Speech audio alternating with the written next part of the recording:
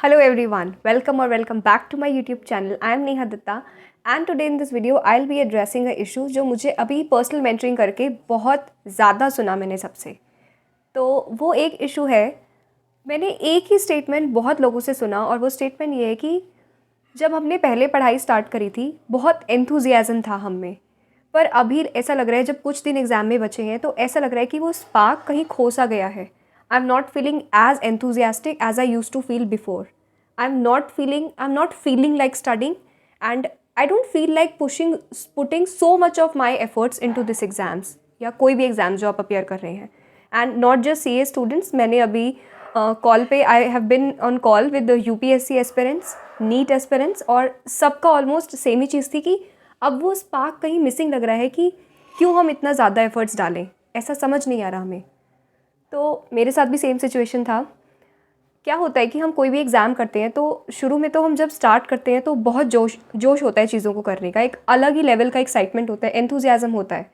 पर अगर हम उसमें कहीं आके फंस जाते हैं या फिर बहुत टाइम हो जाता है हमें उसमें, तो दैट स्टार्ट टू फेड।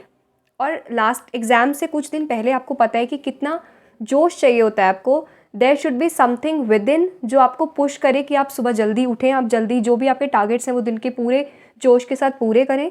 तो उसके लिए कुछ होना चाहिए जो आपको पुश करे और बाहर का कोई मोटिवेशन इसके लिए काम नहीं कर सकता। ट्रस्ट मी, आप कितने भी मोटिवेशनल वीडियोस देख लीजिए, but if nothing is deriving you और driving you from within, तो आप वो पुश नहीं दे पाएंगे लास्ट वाला।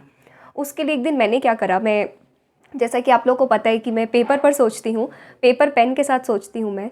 तो एक दिन मैं ऐसी बैठी हुई थी, बहुत टाइम हो गया एग्ज़ाम दे रही हूँ, सी के एग्ज़ाम दिए जा रही हूँ और एक दिन मैंने दैट वाज अ मोमेंट कि मैंने रुक के खुद से पूछा कि क्यों कर रही हूँ मैं ये, क्या हो जाएगा इससे। तो एक रटा रटाया आंसर जो हम सब सुनते हैं कि मुझे प्रीफिक्स मिल जाएगा। ठीक है, चलो मिल जाएगा प्रीफिक्स, तो क्या उससे, मुझे डिग्री मिल गई, मेरे नाम के आगे प्रीफिक्स हो गया। फिर उस प्रीफिक्स की खुशी शायद मुझे कुछ दिन होगी, पर उसके बाद तो लाइफ फिर नॉर्मल हो जाएगी। अभी आई क्वालिफाइड, तो वो जो जोश होता है, वो एक्साइटमेंट, वो कुछ दिन तो रहती है, पर उसके बाद फिर चीज़ें नॉर्मल हो जाती है ना। उसके बाद फिर क्या, देन आई थॉट कि मे बी मुझे बहुत अच्छी जॉब मिल जाएगी। फिर तो वो से पूरी ये सोच मेरी पॉइंट्स वाइज चल रही थी, वो एरो कर करके मैं नीचे नीचे लिख रही थी कि चलो सबसे पहले मैं एग्ज़ाम पास कर लूँगी तो मुझे डिग्री मिल जाएगी। डिग्री क्यों चाहिए? क्योंकि शायद मुझे प्रीफिक्स चाहिए, जैसा हम सबसे सुनते हैं। पर प्रीफिक्स से क्या होगा? तो मुझे अच्छी जॉब मिल जाएगी। अब जॉब से मतलब क्यों चाहिए जॉब? जॉब ले लूँगी, अच्छा फिर जॉब मिल जाएगी तो that will take care of my expenses. I to an extent I will feel financial independent. मैं अपने एक्सपेंसेस शायद खुद बेयर कर पाऊँगी। फिर उससे क्या होगा, एक एक पॉइंट तक आप अपने खर्चे तो सारे बेयर कर लेंगे, पर what gives you more happiness, जब आप अपने लव्ड वंस के लिए कुछ कर पाएंगे। तो ये वाला एक पॉइंट था कि मुझे लगा हाँ चलो ये थोड़ा अच्छा लग रहा है, ये थोड़ा दिल को छूने वाला पॉइंट है कि चलो इसलिए मुझे पढ़ना है कि I will be able to give them what they want. अगर मुझे उनके लिए कुछ करना है तो मैं बिना अपने एक्सपेंसेस की चिंता करे मैं वो चीज़ कर पाऊँगी, क्योंकि that I will be making money, तो I will have that independence कि मैं अपने एक्सपेंसेस या अपनी मनी को किस तरह से यूज़ करती हूँ, तो वो मेरे ऊपर होगा। ठीक है, ये भी ठीक है, पर यू नो एक पॉइंट के बाद money is important, of course it's very important, पर एक पॉइंट के बाद मनी हमको वो उतनी खुशी नहीं देती है। पैसा वहाँ तक अच्छा है जहाँ तक वो हमें बेसिक नेसेसिटीज़ हमारी पूरी कर रहा है, या जो हमारी जो विशेज़ हैं वो पूरी कर रहा है, वो वहाँ तक अच्छा है। पर उसके बाद क्या? तो एक चीज़ मैंने इस इतना सोचने के बाद मैंने एक चीज़ सोची जहाँ से मुझे इमोशनल कनेक्ट फील हुआ, और फिर उसने मुझे पुश करा कि मुझे अब तो मुझे पक्का ये एग्ज़ाम क्लियर करना है। तो वो मेरा वाई क्या था?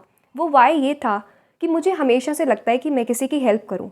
मेरे पास अगर कोई स्ट्रैटेजी, या जो मैंने इतने टाइम इस लूप में फंसे होने पर जो चीज़ें मैंने खुद से समझी, वो मैं किसी को समझा पाऊँ, मैं पब्लिक एट लार्ज से बात कर पाऊँ, मेरा कोई व्यू पॉइंट है तो मैं अपना पॉइंट ऑफ व्यू लोगों के सामने रख पाऊँ, एक अपना ओपिनियन दे पाऊँ लोगों को, या उनको लाइफ के किसी भी फेज़ में एक अलग पर्सपेक्टिव दे पाऊँ। ये चीज़ मुझे पसंद है, और ये मतलब मुझे बहुत ज़्यादा पसंद है।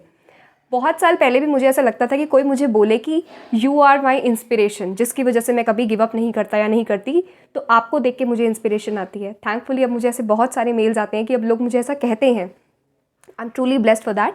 Okay, so keeping that aside, तो ये चीज़ मुझे बहुत पसंद थी। पर मैंने ये अभी लास्ट एग्जाम में रियलाइज़ करा कि चाहे मुझे कितनी भी स्ट्रैटेजीज़ पता हों, मुझे कितनी भी सही चीज़ें पता हों, पर अगर मैंने खुद क्वालिफाई नहीं करा एग्ज़ाम, तो कोई मेरी बात पे बिलीव नहीं करेगा। क्या आप कभी ऐसे इंसान की स्ट्रैटेजीज सुनते जिसने खुद वो एग्ज़ाम क्वालिफाई नहीं करा? नहीं सुनते। आप मुझे अब सुन रहे हैं सिर्फ इसलिए क्योंकि आपको पता है कि मैंने वो प्रीफिक्स लिया है, तो मेरे वर्ड्स रिलायबल हैं, मेरी बात ट्रस्टवर्दी है, मैंने वो खुद पे किया होगा, तभी मैं आपको बता रही हूँ। तो ये रिलायबिलिटी आपकी मुझे तब मिली जब मेरे पास प्रीफिक्स था, और ये बात मुझे समझ आ गई थी अपने जुलाई एग्ज़ाम से पहले। इसलिए जब भी मुझे लगता था कि सुबह मैं नहीं उठना चाह रही या मैं रात को देर तक नहीं पढ़ना चाह रही, या वो जो एक्स्ट्रा पुश होता है वो मुझसे नहीं लग रहा था, तो मैंने खुद को ये चीज़ याद दिलवाई कि नहीं, अगर मुझे कुछ करना है या मुझे किसी को सर्व करना है, किसी की हेल्प करनी है, तो कोई मेरी बात या मेरी स्ट्रैटेजी तभी सुनेगा जब मैंने खुद उस चीज़ को किया है। अगर मैं खुद से चीज़ें नहीं करवा पा रही तो मैं किसी से क्या करवाऊँगी, मैं किसी को क्या गाइड करूँगी। तो इसीलिए मुझे बोलना पसंद था, मुझे सबसे बात करना पसंद था, और मुझे सबकी हेल्प करनी पसंद थी, किसी ना किसी तरीके से मुझे सर्व करना था। तो ये एक ऐसा पॉइंट था जहाँ से मैं इमोशनली कनेक्टेड थी। ये मेरा मन इस चीज़ को मानता था, मेरा मन इस चीज़ को चाहता था, तो मैंने ये रीज़न ढूंढा। इसी ने मुझे रोज़ पुश करा कि मैं अपने एफ़र्ट्स दूँ। वरना मोस्ट ऑफ़ द टाइम क्या होता है, हमारे दिमाग को पता होता है कि हमें पढ़ना है, पर हमारा मन नहीं मानता। मन को आप नहीं समझा पाते कि क्यों उसको पढ़ना है। आप कोई इमोशनल रीज़न जब तक अपने मन को नहीं देंगे, कोई ऐसा रीज़न जो सच में आपसे कनेक्टेड है, जो सच में आप करना चाहते हैं, जब तक आप अपने मन को वो रीज़न नहीं देंगे, वो पढ़ने बैठने के लिए कन्विंस नहीं होगा, आप अपना बेस्ट नहीं दे पाएंगे। जो लोग अपनी लाइफ में बहुत अच्छा करते हैं उनका वाई बहुत क्लियर होता है। कंपनीज आस्क, इंटरव्यू में एक क्वेश्चन बहुत बेसिक और बहुत इंपॉर्टेंट क्वेश्चन होता है।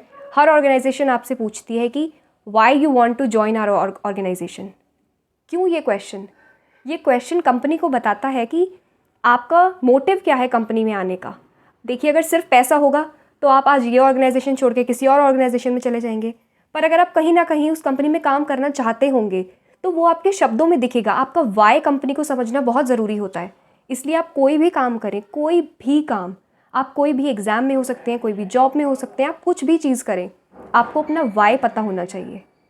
तो अभी आप कुछ टाइम लगाकर अपना वाई सोचिए। कोई आपको बहुत दिन इसमें इन्वेस्ट नहीं करने। आई अंडरस्टैंड कि आपके एग्ज़ाम्स आ रहे हैं और ये कोई बहुत दिनों का काम नहीं है। कुछ भी रीज़न हो सकता है आपका, आप क्यों ये एग्ज़ाम पास करना चाहते हैं।